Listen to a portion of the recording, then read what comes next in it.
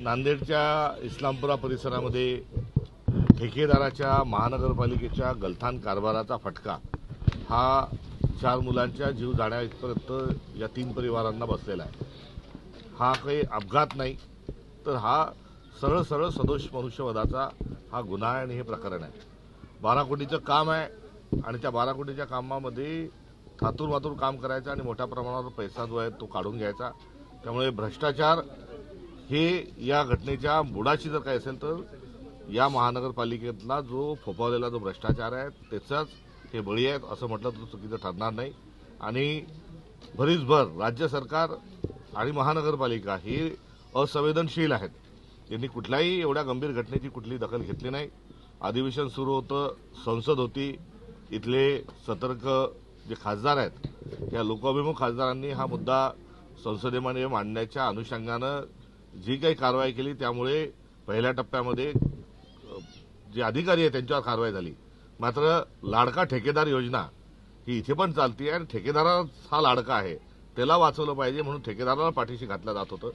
सरतेशेवटी आमचे जे काँग्रेसचे नगरसेवक आहेत, गप्पार असतील, त्यांचे इतर जे सहकारी असतील, शेरखाजी, या सर्वांनी आक्रमक आंदोलनाची भूमिका घेतली आणि त्यातून गुन्हे दाखल झालेले आहेत। आणि इथं पर 1.5 लाख जे दिलेले आहे ते पुरेसे नाही, 4 लाख रुपये मिळणं आवश्यक आहे। आणि हा पुनर्वसनाच्या अनुषंगानं एक दुकानाची केलेली मागणी ही देखील रास्त आहे। याच्यावर कारवाई जर झाली नाही तर आगामी अधिवेशनामध्ये लोकसभेच्या अधिवेशनामध्ये आमचे खासदार रवींद्रजी हा प्रश्न त्या ठिकाणी उपस्थित जरूर करणारच आहेत।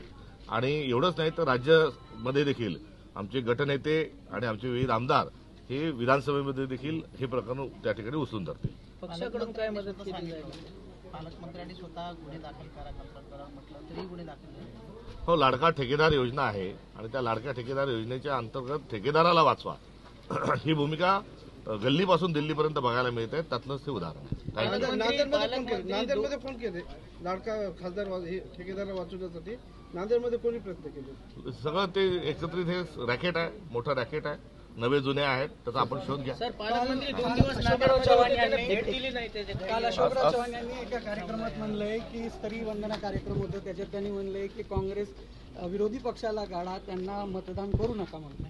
महिला आरक्षणावरून इतके दिवस काँग्रेससाठीच ते जोगवा मागत होते आणि आता अशा प्रकारचं त्यांचं विधान हे एकीकडे हास्यास्पद आहे। तर मला त्यांना आठवण करून द्यायची आहे की जेव्हा महिलांना आरक्षण 73व्या आणि 74व्या घटना दुरुस्तीच्या माध्यमातून 33% दिलं गेलं होतं, तेव्हा त्यांचे पिता श्री शंकररावजी चव्हाण साहेब हे गृहमंत्री होते, त्यावेळेस महिलांना पहिल्यांदा आरक्षण मिळालं।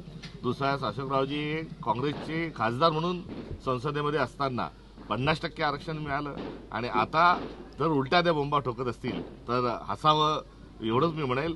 एवढंच नाही तर त्यांच्या घरात देखील कुठलेही महिला आरक्षण नसताना त्यांच्या पत्नींना ही काँग्रेसनीच पहिलं तिकीट आणि पहिलं आमदार हे केलं होतं। या सर्व घटनांचा क्रम जर बघितला तर निश्चित स्वरूपामध्ये ही एक फार मोठी विडंबना आहे हे आपल्या लक्षात येतं। सर, हिंदी में बताइए, आज जो आप यहाँ पर विजिट दिए हैं हिंदी में। राहुल गांधींशी आमचे खूप चांगले संबंध आहेत असं अशोकराव चव्हाण बोलून गेले आजही। राहुलजींशी एवढे चांगले संबंध आहेत तर काँग्रेस का सोडली हा प्रश्न आपसूक स्वरूपामध्ये स्पष्ट होईल। मात्र हे घर काँग्रेसचंच होतं आणि काँग्रेसमधून ते का गेले हे जग जाहीर आहे।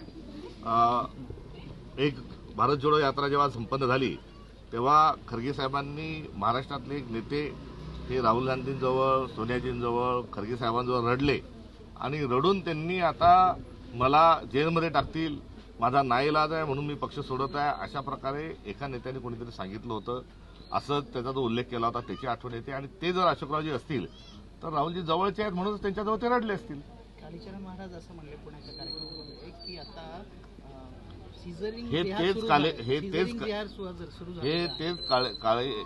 कालीचरण आहेत की ज्यांनी नथुराम गोडसे यांचं स्मरण हे त्यांनी सत्कार केला होता आणि गांधींना शिव्यांची लाखोली वाहिली होती। त्यामुळे ज्यांनी राष्ट्रपित्याला सोडलं नाही त्यांच्याबद्दल काय बोलावं।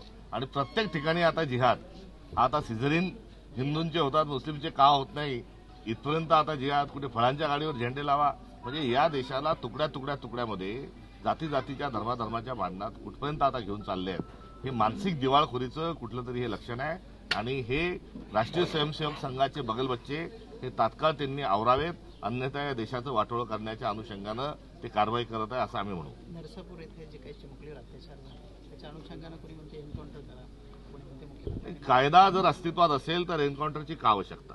आपला कायदा, आपलं पोलीस प्रशासन, आपली न्यायप्रणाली एवढी आदर्श करा की तात्काळ स्वरूपामध्ये त्यांना शासन होईल. आपण कसाबला फासावर लटकवलं, आपण कोपर्डीच्या आरोपींना फासावर लटकवलं, राष्ट्रीय स्तरावर त्याची चर्चा झाली, त्या निर्भयाच्या प्रकरणातील आरोपींना आपण शासन केलं. कारण त्यावेळेस या सर्व गोष्टी घडून आणण्याकरता सरकारजवळ पॉलिटिकल विल होतं. मात्र हे सरकार जे आहे याच्याजवळ कुठलीही इच्छाशक्ती नसताना किंबहुना बालशोषणाच्या प्रयत्न सहन करण्यासाठी हे बधीर झालेलं असल्यामुळे अशा प्रकारे हे सांगितलं जातात. कोणचा तो खराचा जो आहे त्यांचा एन्काउंटर करा, म्हणजे पुरावे नष्ट करा. शासन जे आहे, कायदा जर कडक राहिला तर लोक गुन्हे करताना घाबरतील. ही मूलभूत स्वरूपाची स्वातंत्र्याची भूमिका भारतीय जनता पक्षाला मान्य आहे. मुख्यमंत्र्यांनी माफी मागावी या प्रकरणी असं संजय राऊत. त्यांना जनाची नाही तर मनाची तरी त्यांनी ठेवावी आणि या प्रकरणातून त्यांनी किमान आपल्या गृहमंत्री पदाचा तरी राजीनामा द्यावा.